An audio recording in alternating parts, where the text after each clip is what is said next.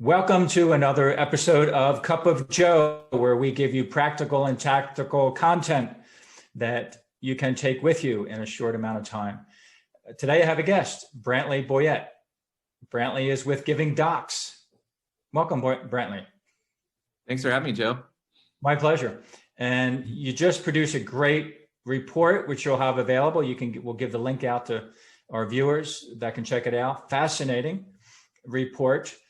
Talking about pandemic, of course, which is on everybody's mind now. And I just had someone this morning, a fundraiser, say, sadly, she lost one parent to COVID, and the other one was kind of complications from COVID. So she was in like, oh my God, how am I going to talk to people? How am I going to talk to donors about legacy giving and about gifts that may not come to fruition until they pass?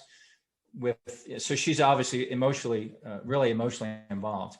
And in your report, you taught me a new phrase called mortality salience. Mortality salience.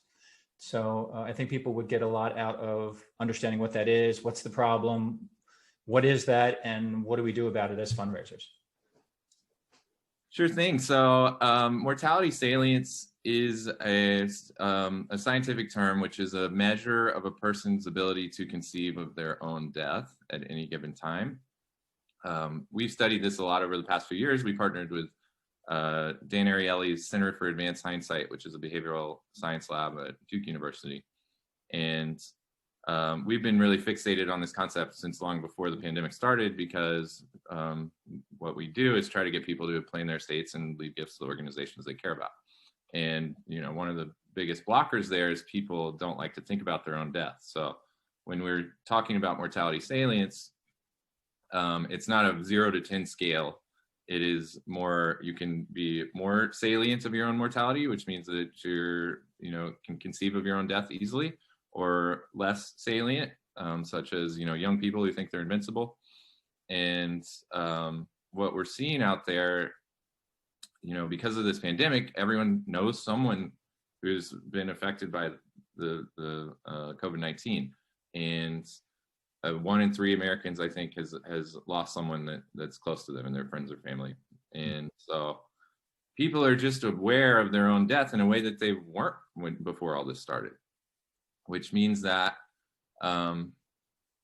they're forced to think about that on a daily basis in a way that they just previously hadn't. And a few things come out of that. We know that people are obviously planning their estates more, but we have a lot of scientific research that shows that people are also thinking about their legacies, because when they're forced to contemplate their own deaths for a while, they look for ways that they can live on after that death. And there are a number of different ways that people deal with that, both positive and negative, and that may be a subject of a different talk. But the bottom line here is that people are primed for this kind of ask, and gift planning officers should be engaged with these conversations with people, even though it feels a little sticky and icky right now.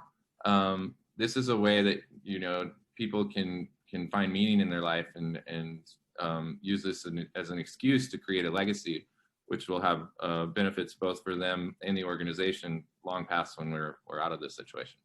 Beautiful. And they can email you to get the report? Absolutely. Yeah, my email is Brantley, Brantley, @givingdocs.com. Great. And they can check you out online at givingdocs.com. Correct. And why don't you tell them what you do?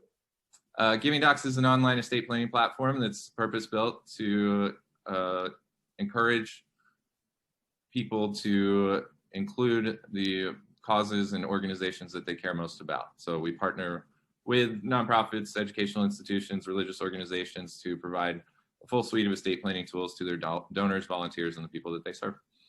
Great. Brantley, thank you so much. Thank you, Joe. I have been and remain the CEO, Joe Tumolo of Gift Planning Development. This has been another episode of Cup of Joe, and we'll see you next time. Thank you.